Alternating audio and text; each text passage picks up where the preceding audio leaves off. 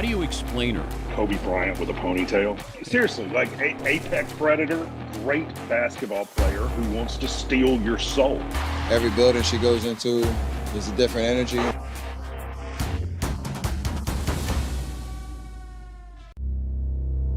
She takes bad shots at bad times.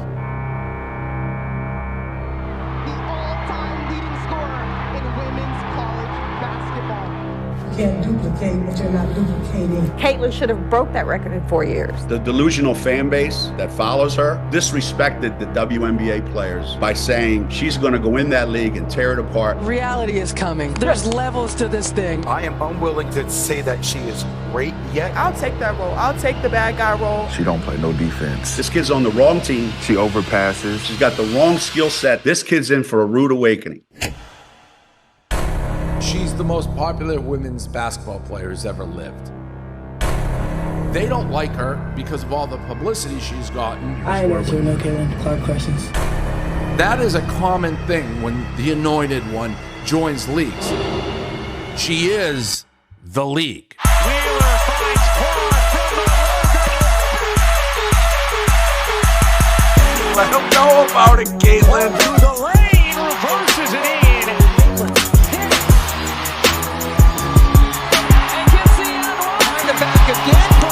You look superhuman playing against 18-year-olds, but you're going to come with some grown women that have been playing professional basketball for a long time. Caitlin? In the model still the same. Like I Viva Rising! Another one, and another one, and another one. But to me, that's not dominating. Clark wins the pass, threads the needle by. My goodness, it never gets old. Clark. No, we not the same. You can have that look. I ain't mad.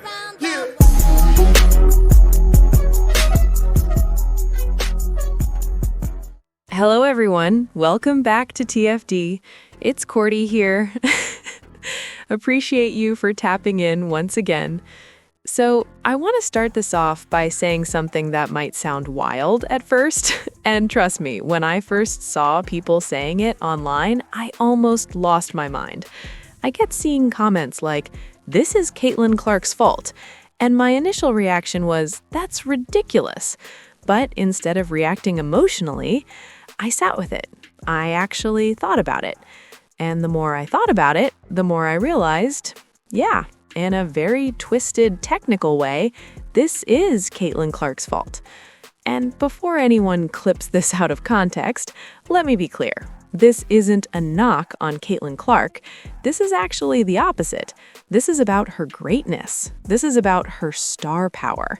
This is about what happens when one player becomes so big, so influential, that it exposes everything underneath the surface of a league that wasn't prepared for that level of attention.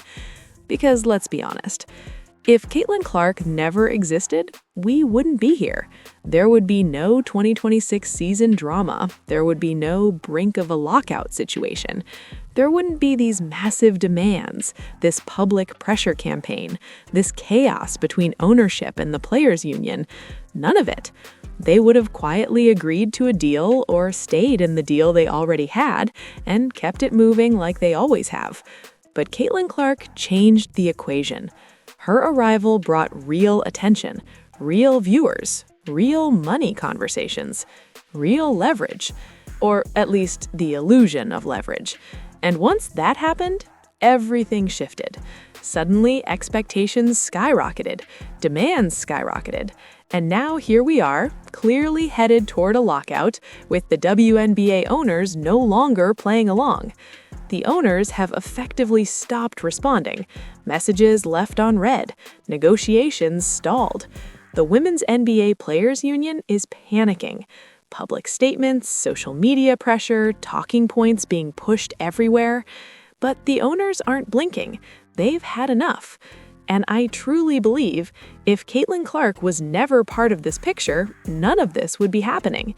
The league wouldn't be making these demands because the leverage wouldn't exist. Or at least it wouldn't appear to exist. Let's talk about the ratings, because that's the uncomfortable part nobody wants to sit with. We all saw what happened when Caitlin Clark got hurt. Ratings fell off a cliff. Not dipped, not slightly declined, fell off completely. And then you look at Unrivaled. Let's be real. The numbers are bad. They're rough. You could get more people into a local barber shop on a Saturday morning than into some of these arenas. And before anyone twists my words, this is not me saying these women can't play basketball. That's not the argument. The argument is that a lot of people simply don't care. And that's a harsh reality, but it's still reality. What makes this situation worse is that the league and many players actively pushed away the very fans who did start caring. Fans were insulted, labeled, dismissed. Caitlin Clark fans were called racist. Investigations were floated. Media narratives were spun. And all of that was aimed at the exact group that was finally bringing attention, ratings, and momentum to the league. You can't slam fans nonstop, then turn around and say, hey, thou help us get paid. That doesn't work. That never works. And now what do we see? People aren't watching. They're waiting for Caitlin Clark to come back because whether anyone wants to admit it or not, she is the product right now. She's the draw. She's the needle mover. And the league fought that reality every step of the way. A lot of Caitlin Clark fans called this a long time ago. They said, if you guys would just play basketball, embrace the moment, and let this ride, you'd have 2 full years of ratings, data, and momentum going into negotiations. And they were right. Caitlin herself might have been more willing to support league initiatives, Unrivaled, and everything else if the environment wasn't so hostile. But instead, the opportunity was wasted. And now, there's no leverage. None. The ratings aren't there, the buzz isn't there, the media coverage isn't there. Look around. Fox Sports barely talks about the WNBA, ESPN has gone quiet, Jason Whitlock isn't covering it anymore, Unrivaled isn't being discussed. Women's basketball outside of Caitlin Clark has lost its momentum in the mainstream conversation. People have moved on. And that brings me to Rachel Deita. Shout out to her because she said something that really stuck with me. You can tell she's exhausted by this whole situation, tired of defending the indefensible, tired of repeating the same points. And she's not alone. A lot of people are just done. So, yeah, in a strange way, it is Caitlin Clark's fault that there's no season right now. Not because she did anything wrong, but because her greatness exposed everything. She brought interest, she brought new eyes, she brought opportunity. And instead of building on it, the league fumbled it. That's the truth.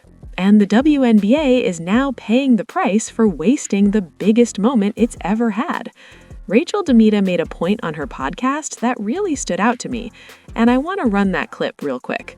There's no emotion here. They're like, will I lose money? Will I make money? I don't know where things go from here. I'm not sure how much more I'm going to cover this because like I said, like if you guys have recommendations on what we can do, like what can fans do? Because here's another thing. This is the last thing. I promise this is the last thing and I'm going to let you guys go. The new fans have been pushed away from the jump. The new fans have been called names. There have been investigations on them. They have been shunned by WNBA media.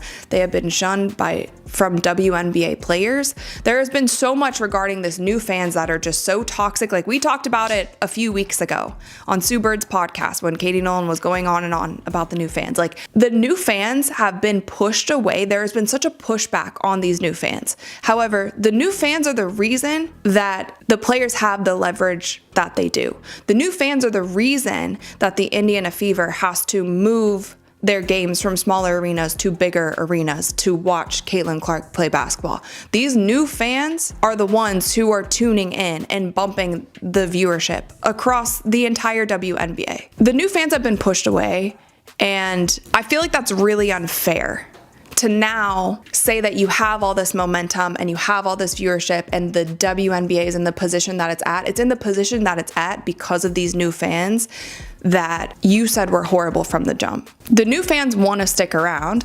The new fans who have never watched the WNBA were like, wow, I didn't realize there was so much drama in this. And again, this is no blame on one player. This is no blame on one person in this league, but there's just been too much. In the last 2 years, the WNBA and the WNBPA has done so much wrong.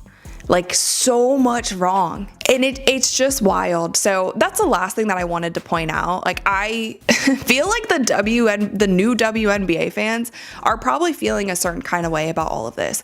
And that's why, again, like my only suggestion to all parties involved in these CBA negotiations is to just keep it in-house. Keep it in-house until you have an answer. Keep it in-house as much as you can. Don't do any more interviews, no more press releases. Like go play in Unrivaled, try to put a good product on the floor with Unrivaled, and keep it in-house because you're losing a lot of fans and you're losing me. And again, I'm supporting the players in that I want. Wow, Rachel is cooking and she is 100% spot on. No debate. All these new fans that Caitlin Clark brought into the league, that's the only reason when she shows up, everybody suddenly gets to play in the big boy gyms. Let's be honest. The only time Paige Beckers played in American Airlines Center was when Caitlin Clark was in town. The only time Angel Reese played in the Chicago Center, where the Chicago Bulls play, was when Caitlin Clark came to town. That doesn't happen by accident. That happens because of demand. That demand comes from new fans, new eyeballs, new viewership. That's why companies are suddenly willing to throw more money around. And instead of welcoming those fans, y'all did everything in your power to run them off, calling them racist, starting fake or overblown investigations, kicking fans out of games for laughing when a wig falls off. I mean, come on, it's gotten ridiculous. You even had people mad that Angel Reese fans showed up to an Atlanta Dream game in Atlanta and cheered for Angel Reese. Since when can fans cheer for an opposing player? They paid for the ticket. They can cheer for whoever they want. Then you've got Alyssa Thomas. We're upset because DeWanna Bonner took Indiana Fever money, quit, went to Phoenix, came back, and got booed. And fans are told they have no right to boo? That's sports. That's how this works. The way fans have been treated is insane, especially when you're trying to profit off them. It's disgusting. All you've done is push people away. Now, shout out to Rachel Deita because she said something that really matters here. Keep it in-house. And that's the core problem with the WNBPA right now. They are way more focused on winning public perception than actually handling business and getting a deal done. They see the tide turning. That's what this really is. More and more people are starting to look at this situation from the ownership side and saying, hold on, something isn't adding up. And instead of tightening things up behind closed doors, the WNBPA keeps running to social media, trying to control the narrative. Think about how crazy this has gotten. The WNBPA was taking shots at the owners on Instagram, public shots, to the point where the owners had to come out and publicly respond, calling them out and saying flat out, the WNBPA is lying about the state of negotiations, lying about investigations. Owners don't do that unless they feel forced. That tells you how far this has gone. Rachel Deita was absolutely spot on. This should have never turned into a public PR war. That's not how serious business gets done. And yeah, in a weird way, I guess it is Caitlin Clark's fault. Caitlin Clark, it's your fault there's a lockout looming. Because you were too big of a star. You were too good. You captured the audience too well. And now a lot of these players want to believe this moment is because of them. They want to capitalize on the fans Caitlin brought in, but at the same time, they're calling those same people racist, no matter who they are, investigating them, pushing them away. It's nasty behavior, and it's completely backwards. So, at the end of the day, yeah, it all circles back to Caitlin Clark's greatness exposing the mess. Drop your thoughts in the comments. Let me know what you think, and make sure you like, comment, and subscribe.